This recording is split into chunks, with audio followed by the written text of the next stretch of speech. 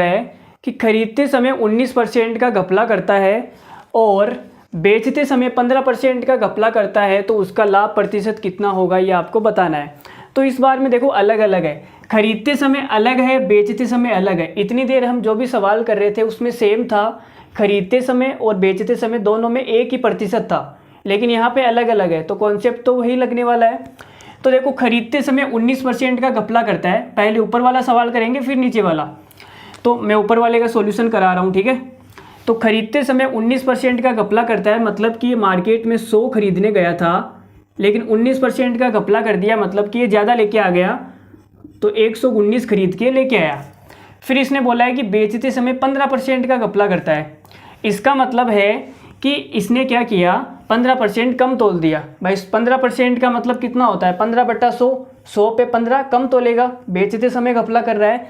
तो ये सामने वाले को ये बोल के बेच देता है कि मैं तुम्हें 100 दे रहा हूँ, लेकिन ये 15 ग्राम कम देता है, 15%।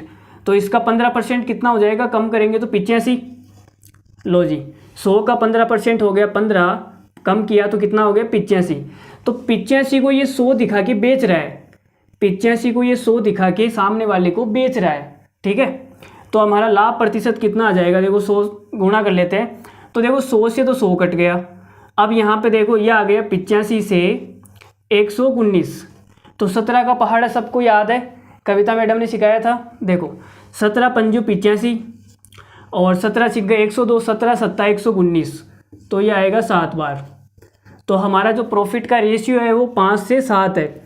तो आप देखो 5 रुपये में लेके आया था और 7 रुपये में बेच रहा है, तो इसका लाभ कितना हो गया। तो आप बोलोगे सर इसका लाभ है वो 2 रुपये है, 2 रुपये का लाभ है, वो भी कितने पे, 5 पे। तो 2 का लाभ है 5 पे, प्रतिशत निकालने के लिए 100 से गुणा करेंगे तो कितना आ जाएगा, ये 5 से कटेगा 20 बार, 20 को 2 से गुणा करेंगे 40%।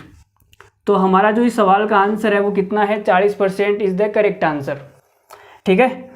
तो ऊपर वाले का सवाल का आंसर कितना हो गया, 40%। तो बहुत ही लल्लू किस्म का सवाल था।